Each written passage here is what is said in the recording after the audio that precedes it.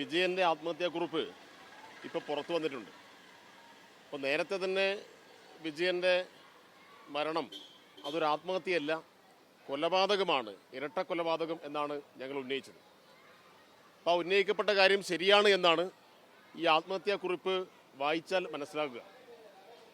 ദീർഘമായിട്ടുള്ള ആത്മഹത്യാക്കുറിപ്പിൽ വളരെ കൃത്യമായും ആത്മഹത്യയുടെ കാരണങ്ങൾ വിശദീകരിച്ചിരിക്കുകയാണ്. അപ്പോൾ ആരാണ് പ്രതിസ്ഥാനത്ത് വരുന്നത് മുൻ DCC പ്രസിഡന്റും സുൽത്താൻ ബത്തേരി MLA-യും KPCCയുടെ പ്രധാന ചുമതല നിർവഹിക്കുന്ന IC ബാലകൃഷ്ണനാണ്. അപ്പോൾ IC ബാലകൃഷ്ണൻ ഈ പാവം ജില്ലാ ട്രഷററെ ഉപയോഗപ്പെടുത്തിക്കൊണ്ട് വലിയ നിയമന തട്ടിപ്പാണ് നടത്തിയത്. അപ്പോൾ കോടിക്കണക്കിന് രൂപ ഉദ്യോഗാർത്ഥികളിൽ നിന്നും ശേഖരിച്ച് ജോലി വാഗ്ദാനം ചെയ്ത് തട്ടിപ്പ് നടത്തി. അപ്പോൾ പണം നഷ്ടപ്പെട്ട ആളുകൾ സ്വാഭാവികമായിട്ടും ഈ DCC ട്രഷറോട് ഉൾപ്പെടെ ചോദിക്കാൻ തുടങ്ങുന്നു. അത് സംബന്ധിച്ചുള്ള വിശദമായ ഒരു പരാതി KPCCയുടെ നേതൃത്വത്തിന് ഈ ജില്ലാ ട്രഷറർ കൊടുക്കുകയാണ്. ആ പരാതി യഥാർത്ഥത്തിൽ KPCC പ്രസിഡന്റും പ്രതിപക്ഷ നേതാവും പരിശോധിച്ചിട്ടുണ്ടെങ്കിൽ ഈ മരണം ഒരിക്കലും നടക്കില്ലായിരുന്നു.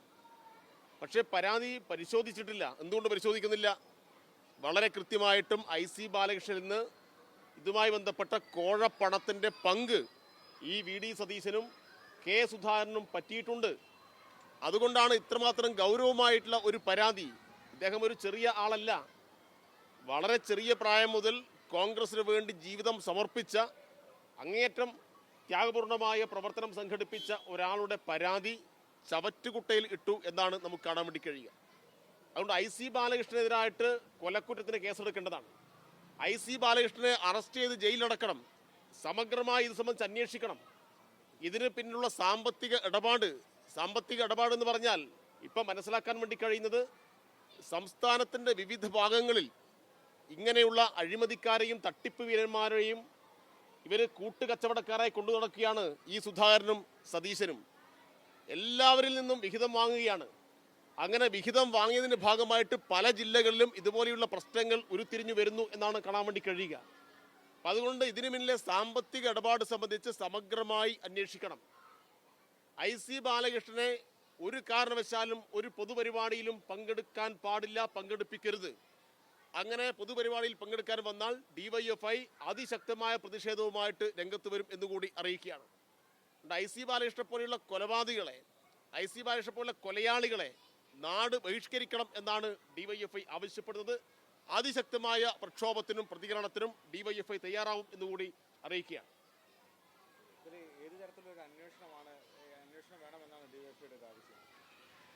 ഇത് സംബന്ധിച്ച് പോലീസ് സമഗ്രമായി അന്വേഷിക്കണം. ഇയാളുടെ പേരിൽ കേസ് ചാർജ് ചെയ്യണം. നിയമപരമായ കാര്യങ്ങൾ പരിശോധിച്ച് പഴുതുകളില്ലാതെ അന്വേഷണം നടത്തി ഇതുമായി ബന്ധപ്പെട്ട അന്വേഷണം മുന്നോട്ട് കൊണ്ടുപോകണം എന്നാണ് DYFI ആവശ്യപ്പെടുന്നത്. ഇതിന് ഈ ആത്മഹത്യാക്കുറിപ്പ്, അതായത് ഈ കത്ത്, ഇദ്ദേഹം നേരത്തെ അയച്ച കത്ത് കണ്ടിട്ടില്ല എന്നാണ് KPCC അധ്യക്ഷൻ അടക്കം ഇന്നലെ പറയുന്നത്. അവർ കാണില്ലല്ലോ. കാരണം ഇത് സാധാരണ ഒരു കോൺഗ്രസിന്റെ പ്രവർത്തകൻ കൊടുത്ത കത്തല്ല. ഇദ്ദേഹം അവിടെ പഞ്ചായത്ത് പ്രസിഡന്റായിരുന്നു. എല്ലാ കോൺഗ്രസിന്റെ നേതാക്കന്മാരുമായിട്ട് നല്ല ബന്ധമുള്ള ആളാണ്. DCCയുടെ സെക്രട്ടറി ആയിരുന്നു. ഇപ്പൊ DCCയുടെ ട്രഷറാണ്. അതൊരു ചെറിയ പോസ്റ്റല്ല. അപ്പൊ സംസ്ഥാനത്തെ ഒരു DCCയുടെ ട്രഷറർ കൊടുത്ത കത്ത് പോലും KPCC ഓഫീസിൽ കാണുന്നില്ല എന്നൊക്കെ പറയുന്നത്, അതൊക്കെ ആര് വിശ്വസിക്കാനാണ്? അതൊന്നും ആരും വിശ്വസിക്കാൻ വേണ്ടി പോകുന്നില്ല. അതൊക്കെ തടി തപ്പുകയാണ്, ഇരുട്ടിൽ തപ്പുകയാണ്. അപ്പൊ ഇത് വളരെ കൃത്യമാണ്. കോടികളുടെ സാമ്പത്തിക ഇടപാട് നടന്നിട്ടുണ്ട്. ഈ കോടികളുടെ സാമ്പത്തിക ഇടപാടിന്റെ ഭാഗമായി അതിൽ പങ്ക് ഈ VD സതീശനും K സുധാകരനും പറ്റിയിട്ടുണ്ട് എന്നാണ് മനസ്സിലാക്കാൻ വേണ്ടി കഴിയുന്നത്. വയനാട്ടിലെ കോൺഗ്രസിൽ നിന്ന് തന്നെ ഉയരുന്ന വാർത്തകളും ഇത് തന്നെയാണ്. ഒരു കാര്യം കൂടിയുള്ളത്, ഇന്നിപ്പോ കണ്ണൂരിൽ 19 വർഷങ്ങൾക്ക് മുന്നേ RSSകാരാൽ കൊല ചെയ്യപ്പെട്ട റിജിത്ത് കേസിൽ വിധി വന്നിരിക്കുകയാണ്. അന്ന് 10 പേരെയാണ് പോലീസ് പ്രതിയേർത്തിരുന്നത്. രാഷ്ട്രീയമായ വിരോധം കൊണ്ടാണ് സഖാവ് റിജിത്തിനെ RSSന്റെ കൊലയാളി സംഘം അന്ന് വെട്ടിക്കൊന്നത്. അപ്പോൾ പ്രോസിക്യൂഷന്റെ വാദങ്ങൾ ശരിയാണ് എന്ന് തെളിയിക്കുന്ന വിധിയാണ് വന്നിട്ടുള്ളത്. പ്രതിയേർക്കപ്പെട്ട മുഴുവനാളും ശിക്ഷിക്കപ്പെടുന്നു. ഒരാൾ ഇപ്പോൾ ജീവിച്ചിരിപ്പില്ല, മരണപ്പെട്ടു പോയി. അതുകൊണ്ടാണ് 10ൽ 9 പേര് ശിക്ഷിക്കപ്പെട്ടത്. ഒരു കാര്യം മനസ്സിലാക്കേണ്ടത്, ഈ കണ്ണൂർ ജില്ലയിലും പ്രധാനപ്പെട്ട ആ ഭാഗങ്ങളിലെല്ലാം RSS പരസ്യമായി ക്ഷേത്രത്തിൻ്റെ അങ്കണത്തിൽ ശാഖ നടത്തുന്ന പതിവ്. അപ്പോൾ വിശ്വാസി സമൂഹമാണ് അന്ന് രംഗത്ത് വന്നത്.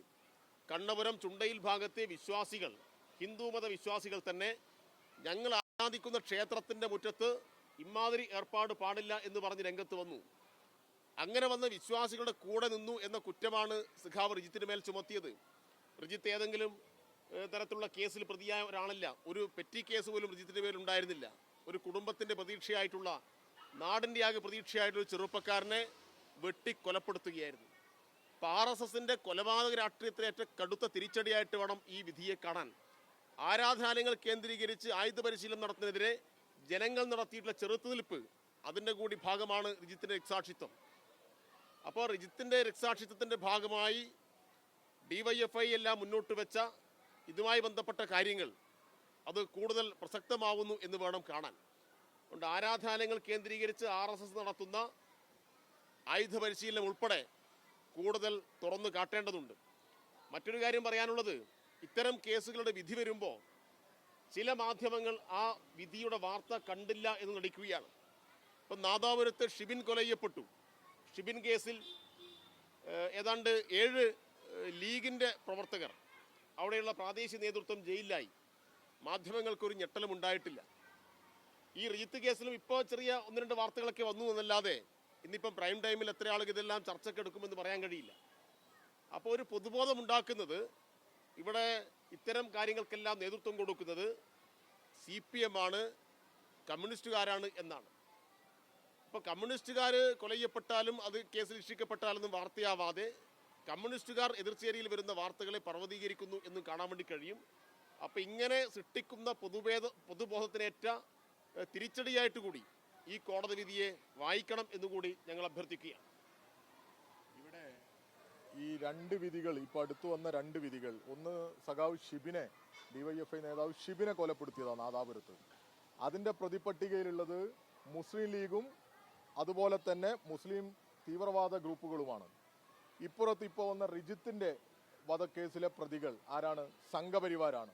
ഇപ്പം 2 വർഗീയവാദികളും തീവ്രമായി നിലപാടെടുക്കുന്നവർ, ഈ ന്യൂനപക്ഷ വിഭാഗങ്ങളിൽ വൈകാരികമായി ആളെ കൂട്ടാൻ പരിശ്രമിക്കുന്നവർ, ഇപ്പുറത്ത് ധ്രുവീകരണം ഉണ്ടാക്കാൻ ശ്രമിക്കുന്ന സംഘപരിവാറുകാർ എല്ലാം കൊലക്കത്തിക്ക് ഇരയാക്കുന്നത് DYFIക്കാരെയാണ്.